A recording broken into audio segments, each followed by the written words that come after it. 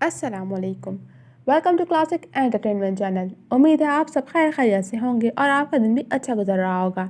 मैं तुबा कामरान लेकर आई हूँ आपके लिए नावल ऐ दिल ठहर जा की एपिसोड 11। इसको तहरीर किया है कमल अकरम ने। एपिसोड शुरू करने से पहले मेरी आपसे हमेशा की तरह एक ही रिक्वेस्ट है कि अगर आपने हमारे चैनल को सब्सक्राइब नहीं किया तो जल्दी से सब्सक्राइब कर दीजिए और बेल आइकन को भी प्रेस कर दीजिए ताकि हमारे चैनल पर आने वाले ऐसे ही मज़े मज़े के और इंटरेस्टिंग नॉवेल्स आपको सबसे पहले पढ़ने या सुनने को मिले। तो चलिए आप शुरू करते हैं ऐ दिल ठहर जा एपिसोड 11। वो किससे जाकर अपना गम बांटती। फराज तो गैर था, वो जो कुछ कर गया वो उसका ज़र्फ था, मगर फ़रहान तो गैर नहीं था। फिर वो क्यों उसे ज़हनी तौर पर टॉर्चर कर रहा था। पहली अजियत कम थी जो उसे फ़रहान के साथ एक ऐसे रिश्ते में बांध दिया गया था जो वो मर कर भी कबूल न कर पाती। क्या हुआ आपको, ऐसा रो क्यों नहीं है? परेशान कुन सी आवाज़ पर उसने सर उठाकर देखा तो सामने ही एक हैंडसम सा लड़का खड़ा था जो आंखों में तफक्कुर समोए उसके हिचकोले खाते वजूद को देख रहा था। वह जो कोई भी था उसके डिपार्टमेंट से नहीं था।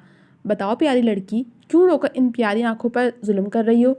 वह उसके सामने ही कुछ फासले पर चौकड़ी मारकर बैठता हुआ बेतकल्लुफ़ी से उससे पूछने लगा तो उसने खफीफ से अंदाज में उसे घूरते अपने आंसू साफ किए। दिल कर रहा था मेरा, फाड़ खाने वाले लहजे में जवाब दिया तो वह कहका लगाकर हंसा। वैसे रोने के बाद ये आंखें मज़ीद खूबसूरत हो गई हैं। उसने नाज़ली की आंखों में छाए गुलाबीपन को देखते हुए कहा तो नाज़ली ने गुस्से से उसे देखा। मुझसे फ्लर्ट करने की ज़रूरत नहीं है तुम्हें। उंगली उठाकर उसे तंबी की तो वो दिलकशी से मुस्कुराया। लड़कियां तो अपनी तारीफ सुनकर खुश होती हैं और एक तुम हो जो मेरी तारीफ को फ्लर्ट का नाम दे रही हो। Not fair. मासूम और कुछ खफा से लहजे में कहता वो बेइंतहा प्यारा लग रहा था, मगर इस वक्त नाज़ली को जहर से भी बुरा लगा था। मैं उन लड़कियों में से नहीं हूँ, अब जाओ यहाँ से। नाज़ली ने सर झटका। मैं क्यों जाऊँ, ये जगह तुम्हारा नाम थोड़ी है। वो मज़ीद फैल कर बैठता नाज़ली को तैश दिला गया। मरो यहाँ, मैं ही चली जाती हूँ। नाज़ली ने उठना चाहा मगर इससे पहले ही उसने नाज़ली का बैग थाम कर सीने में भींच लिया, जिसे देखकर नाज़ली की आंखें हैरत से फैली। माँ बदौलत को हातिम कहते हैं, मैं बीबीए डिपार्टमेंट से हूँ। अब अपना तारुफ करवाओ और ये बैग ले जाओ। हातिम ने शरारत से आंखें मटकाते हुए नाज़ली को देखा जिसके नथने अब गुस्से से फूल रहे थे। इस हालत में वो उसे इतनी क्यूट लगी थी कि वो बेसाख्ता सर पीछे फेंक कर हंसा, जबकि नाज़ली उसे बिला वजह हंसता देखकर चिढ़ गई। क्या है, लतीफ़े लिखे हैं क्या मेरे चेहरे पर? उसने चिढ़कर पूछा और उठ खड़ी हुई तो वो नफ़ी में सर हिला गया। क्यूटनेस ओवरलोडेड है जनाब। बैग चाहिए तो माँ बदौलत को अपना नाम बताओ। हातिम भी उसके मुकाबिल खड़ा हुआ। नाज़ली शाहनवाज नाम है मेरा और मैं आईटी की स्टूडेंट हूँ, अब दो मेरा बैग। उसने अपना तारुफ करवाते अपना बैग लेना चाहा, जिसे वो तेज़ी से अपनी पुश्त के पीछे कर गया। एक शर्त पर, हातिम ने कहा तो वो तीखे अंदाज में उसे देखने लगी। सामने खड़ा शख्स कुछ ही पलों में उसे उदासी से कहीं दूर निकाल लाया था। मुझसे दोस्ती करोगी? हातिम ने एक हाथ बालों में फेरते हुए पूछा। तुम ऋतिक रोशन नहीं हो, समझे? उसने तमस्खुर से उसके सवाल पर ऋतिक रोशन की फिल्म मुझसे दोस्ती करोगी का हवाला दिया तो वो एक बार फिर हंसा। तुम भी तो करीना कपूर नहीं हो। हातिम ने एक आंख दबाते शरारत से कहा तो वो बिल्ली की तरह उस पर झपटी और एक ही झटके में उससे अपना बैग छीन लिया। मुझे उसके जैसा बनना भी नहीं है, उससे भरे लहजे में कहती वो बैग कंधे पर लटकाती वापस पलट गई, जबकि वो मुस्कुराता हुआ काफ़ी देर तक उसको देखता रहा। आज वो सोनिया को शॉपिंग पर लेकर आया था। सोनिया के घर वाले अब शादी पर जोर दे रहे थे, तभी अनवार साहब ने अगले महीने की डेट रख दी थी, जिस पर यमान को कोई एतराज़ नहीं था कि आज हो या कल क्या फ़र्क पड़ता है। शॉपिंग के बाद उन्होंने एक साथ लंच किया था, जिसके दौरान सोनिया ने उससे ढेर सारी बातें की थी, मगर उन बातों के जवाब में यमान के पास बस हूँ हाँ ही था। यमान उसका था, सोनिया के लिए यही बहुत था। इसके अलावा उसे कुछ नहीं चाहिए था। लंच के बाद वो सोनिया को उसके घर ड्रॉप करने जा रहा था जब अचानक उसकी नज़र सड़क की दूसरी जानिब पड़ी, जहाँ एक लड़की हाथों में कुछ शॉपर उठाए पैदल चलती जा रही थी, और उस लड़की पर उसे नवीरा का गुमान हुआ था, क्योंकि ऐसी चादर नवीरा ही ओढ़ती थी। क्या हुआ, गाड़ी क्यों रुक दी? सोनिया ने उसे गाड़ी रोकने पर हैरत से इस्तफसार किया। मैं अभी आता हूँ। उसे वाज़ेह जवाब दिए बगैर वो गाड़ी से उतरा और सड़क पर दाएं बाएं देखता सड़क के दूसरी जानिब आया, जहाँ वो लड़की काफ़ी आगे बढ़ गई थी। नवीरा, यमान ने वहीं खड़े होकर आवाज़ लगाई तो वो लड़की चौंक कर पलटी। यमान ने उसे देखा, गहरा सांस भरा और फिर लंबे लंबे डग भरता उसकी तरफ बढ़ा, क्योंकि वो लड़की नवीरा ही थी। यहाँ क्या कर रही हो तुम, और ये क्या है? यमान ने उसके हाथों में मौजूद शॉप पर देखकर पूछा। वो मैं किचन का कुछ सामान लेने आई थी, ये कुछ फल और सब्जियां हैं। नवीरा ने संजीदगी से जवाब दिया तो उसके माथे पर बल पड़े। तुम क्यों आई हो? सिद्दीक कहाँ था? ये उसका काम है। यमान ने सख्त लहजे में पूछा। सिद्दीक भाई छुट्टी लेकर चले गए हैं, उनकी वालदा बीमार हैं तो अब वो एक हफ्ते बाद ही गांव से वापस आएंगे। نویرہ نے بتایا تو اس نے گہرا سانس بھرا۔ میرے ساتھ آؤ۔ یمان نے اسے اپنے پیچھے آنے کا اشارہ کیا تو وہ سر ہلاتی اس کے پیچھے چلنے لگی۔ ٹریفک بڑھ گئی تھی جس کی وجہ سے ان کے لیے سڑک پار کرنا مشکل ہونے لگا۔ دھیان سے۔ اچانک یمان نے نویرہ کا ہاتھ تھام کر اسے پیچھے کھینچا کیونکہ دائیں جانے سے ایک گاڑی آ رہی تھی۔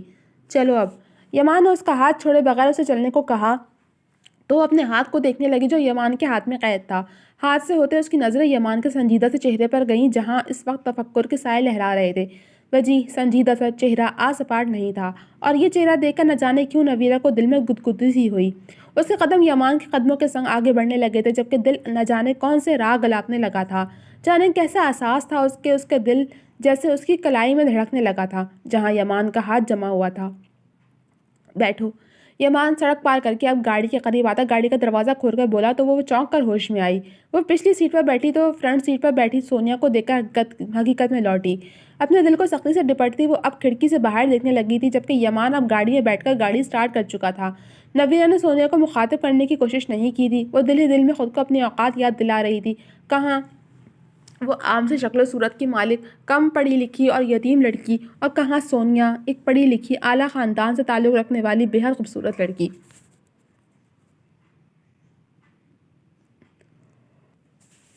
اگلی دفعہ ہم لانگ ڈرائیو پہ جائیں گے۔ وہ سونیا کی آواز میں چونکی تھی جو چہکتے ہوئے یمان سے مخاطب تھی۔ مجھے یہ سب نہیں پسند سونیا، اور میری جاب مجھے اتنا وقت نہیں دیتی کہ یہ بات تم بھی جانتی ہو۔ یمان نے سنجیدگی سے انکار کیا تو سونیا نے خفگی سے اسے دیکھا۔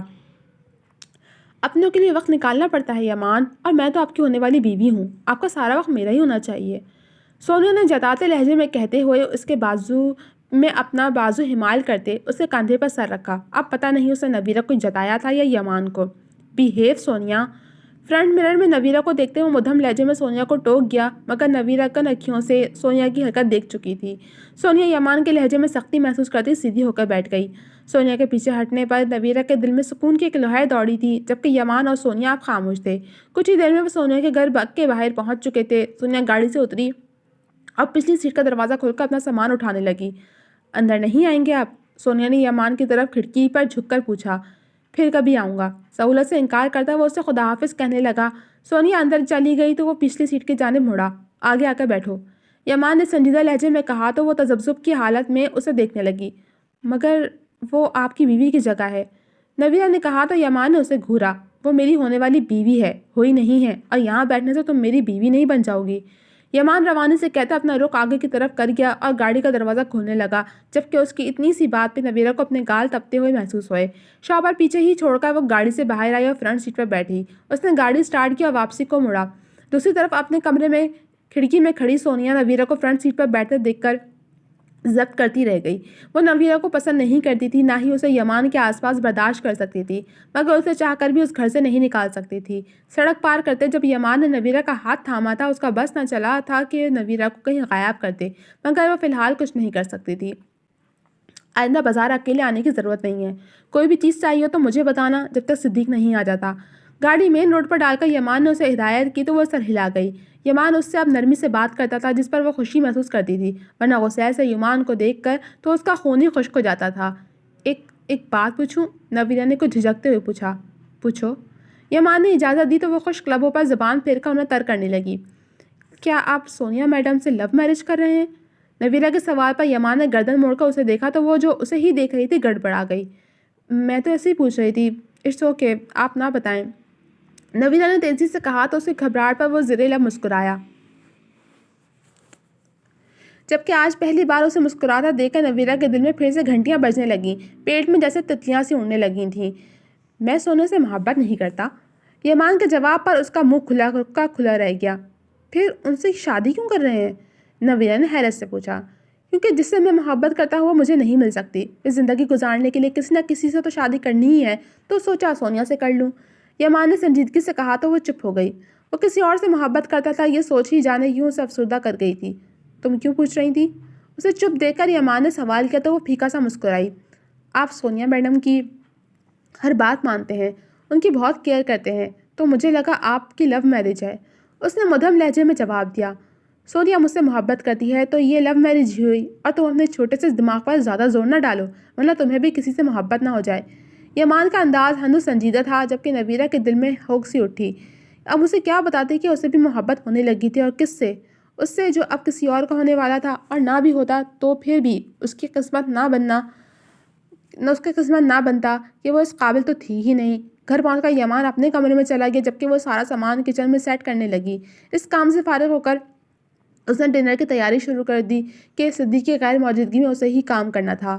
وہ جس وقت یونیورسٹی میں داخل ہوئی، ٹھیک اسی وقت فاران بھی یونیورسٹی کے گیٹ سے اندر داخل ہوا تھا۔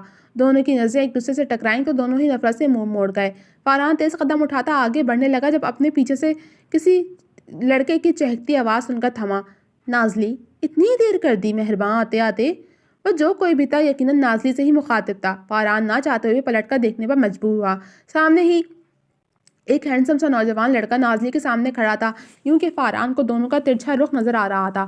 پتہ ہے، صبح سے یہاں آ کر بیٹھا ہوں کہ کب تم آؤ اور میں تم سے مل سکوں۔ وہ لڑکا اب بھی جوش و خروش سے کہہ رہا تھا، اور آواز اتنی اونچی تو ضرور تھی کہ فاران کی سماعتوں تک پہنچ سکے۔ میری بلا سے۔ نازلی سر جھٹکتی آگے بڑھی تو وہ بھی اس کے ساتھ ساتھ چلنے لگا۔ نازو، تمہارے لیے اتنی جلدی آیا ہوں، ورنہ میرا اس وقت کوئی لیکچر نہیں ہوتا۔ وہ منہ بسورے خفا خفا سے لہجے میں اور بے تکلفی سے بولا تو فاران چونکا، جبکہ نازلی کان لپیٹ کر فاران کے قریب سے گزرتی آگے بڑھ گئی۔ وہ لڑکا اب بھی اس کے ساتھ ساتھ چلتا اس سے کوئی بات کر رہا تھا، جس پر نازلی نفی میں سر ہلا رہی تھی۔ فاران کے قدم نہ چاہتے ہوئے بھی ان کے تعاقب میں بڑھے تھے۔ حاتم پلیز، میرا لیکچر ہے اس وقت، راستہ چھوڑو میرا۔ نازلی گھڑی میں وقت دیکھتی ہوئے کوف سے بولی۔ ہاں تو پہلے لنچ ڈن کرو میرے ساتھ۔ حاتم نے دونوں بازو ہوا میں پھیلا رکھے تھے، جیسے اس کا راستہ روکے کھڑا ہو۔ اچھا ٹھیک ہے، مگر لنچ نہیں کافی۔ نازلی نے اس کی حرکتوں سے اکتا کر حامی بھری تو وہ ہوا میں اچھلتا یاہو کا نعرہ لگاتا، اس کا گال تھپتھپا کر راستہ چھوڑتا واپسی کو مڑ گیا، جبکہ فاران تیز قدموں سے نازلی کی جانب بڑھا۔ غصے سے اس کا بازو دبوچا اور اسے ساتھ لیتا اپنا آفس کی جانب بڑھا۔ بازو چھوڑے میرا، کیا کر رہے ہیں آپ؟ اپنے بازو پر فاران کی سخت ہوتی گرفت محسوس کرتی نازلی دبا دبا سے چلائی۔ اگر کوئی ان کی طرف متوجہ ہو جاتا تو وہ کیا جواب دیتی سب کو؟ کون تھا وہ؟ فاران نے آفس میں داخل ہوتے اسے جھٹکے سے چھوڑا تو وہ دیوار سے جا ٹکرائی۔ سر کا پچھلا حصہ اور کمر دیوار سے ٹکرایا تھا، جس کی وجہ سے درد کی ایک شدید لہر اس کے سر اور کمر پر اٹھی تھی۔ کیا بدتمیزی ہے یہ؟ وہ بھیگے لہجے میں چلائی۔ بتاؤں تمہیں کیا بدتمیزی ہے؟ کون تھا وہ لڑکا؟ فاران ایک ہاتھ دیوار پر جماتے دوسرے ہاتھ سے اس کی ٹھوری دبوچی۔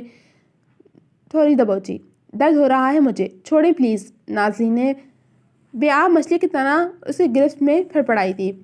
جو پوچھا ہے اس کا جواب دو، ورنہ جان لے لوں گا تمہاری۔ فاران کی آنکھوں کے سامنے ابھی تک وہ منظر گھوم رہا تھا جب حاتم نے نازلی کا گال تھپتھپایا تھا۔ حاتم ہے وہ۔ نازلی بری طرح سسکی تو فاران کی گرفت مزید سخت ہوئی۔ آج کے بعد میں تمہیں کسی لڑکے کے ساتھ نہ دیکھوں، ورنہ اچھا نہیں ہوگا۔ ایک جھٹکے سے اس کی ٹھوری چھوڑتا وہ پیچھے ہوتا گرایا تو نازلی نے نفرت سے اسے دیکھا۔ آپ ہوتے کون ہیں مجھ پر حکم چلانے والے؟ میں جس کے ساتھ مرضی رہوں، آپ کوئی نہیں ہوتے مجھے روکنے والے۔ اس کے رویے پر وہ دل برداشتہ ہو کر چیخی تو فاران ایک بار پھر اس کے نزدیک آیا، اس کے دونوں بازو تھام کر پیچھے کمر سے لگایا اور اس کے چہرے پر جھکا۔ شوہر ہوں تمہارا، سمجھی تم؟ فاران نے سرد لہجے میں جتایا تو وہ تلخ سا ہنسی۔ آپ میرے شوہر نہیں ہیں، سمجھے آپ؟ یاد ہے نا کہ کیا کہا تھا آپ نے کہ کبھی رخصتی نہیں کروائیں گے؟ تو آپ میرے شوہر نہیں ہیں۔ کوئی حق نہیں آپ کا مجھ پر، نہ ہی میں آپ کو اپنا شوہر مانتی ہوں۔ آئندہ میرے قریب آنے کی کوشش مت کیجیے گا، اور نہ ہی میری زندگی میں مداخلت کیجیے گا، ورنہ آپ کے لیے اچھا بالکل نہیں ہوگا۔ وہ زہر قند لہجے میں بولی تو فاران کی گرفت اس پر ڈھیلی پڑی۔ ہاں ٹھیک ہی تو کہہ رہی تھی وہ، اس نے خود ہی تو کہا تھا کہ وہ اس کو کبھی قبول نہیں کرے گا، تو اب کیوں وہ اس پر حق جتا رہا تھا؟ کیوں اسے کسی لڑکے کے ساتھ دیکھ کر بھڑک گیا تھا؟ کیونکہ وہ اس کی بیوی تھی، نفرت کا دعوے دار ہی صحیح، مگر تھا تو ایک مرد ہی جس میں غیرت کوٹ کوٹ کر بھری ہوئی تھی، جو اپنی بیوی کو کسی غیر مرد کے قریب بھی برداشت نہیں کر سکتا تھا، چاہے پھر وہ اپنی بیوی کے ساتھ جیسے بھی سلوک کرے۔ اسے ساکت کھڑے دیکھ کر نازلی نے اپنا دوپٹہ درست کیا اور پھر بیگ کندھے پر لٹکاتی واپس جانے کو مڑی۔ کہنے سے یہ تعلق ختم نہیں ہو جاتا، منقوہہ ہو تم میری، اور میں یہ قطعی برداشت نہیں کروں گا کہ میرے نکاح میں رہتے ہوئے تم دوسرے مردوں سے یارانہ بڑھاؤ۔ میں جب طلاق دے دوں گا تو جس کے ساتھ مرضی رہنا، میری بلا سے۔ اسے اپنی پشت سے فاران کی نفرت بھری آواز سنائی دی تو وہ تلخ سی مسکراہٹ لبوں پر سجا کر پلٹی۔ میں جو چاہوں گی وہ کروں گی، اور طلاق تو بہت جلد ہو کر رہے گی۔ ایک کم ظرف شخص کے ساتھ اپنی زندگی برباد نہیں کرنی مجھے۔ وہ ایک ایک لفظ پر زور دیتی آج ہر لحاظ بھول گئی تھی۔ آخری وار کرتے وہ دروازہ کھولتی باہر نکل گئی، جبکہ فاران اس کے چیلنج کرتے لہجے پر خود کو اندیکھی آگ میں جلتا محسوس کرنے لگا۔ مجھے میری محبت سے دور کر کے تم نے سوچا بھی کیسے کہ تمہیں میں خوشی سے زندگی گزارنے دوں گا؟ اب تو بھول جاؤ تم کہ میں تمہیں طلاق دوں گا، ساری زندگی میرے نکاح میں رہو گی، کبھی جان نہیں چھوٹے گی تمہاری مجھ سے۔ دروازے کو گھورتا ہوا فیصلہ کن انداز میں بڑبڑایا تھا، نہ جانے اب اس کا فیصلہ کیا رنگ لانے والا تھا۔ جی تو جناب، کیسی لگی آپ کو یہ ایپیسوڈ؟ امید ہے پسند آئی ہوگی۔ کمنٹ سیکشن میں اپنی رائے کا اظہار ضرور کیجیے گا۔ جب ملوں گی آپ سے اگلی قسط کے ساتھ، تب تک کے لیے اللہ حافظ۔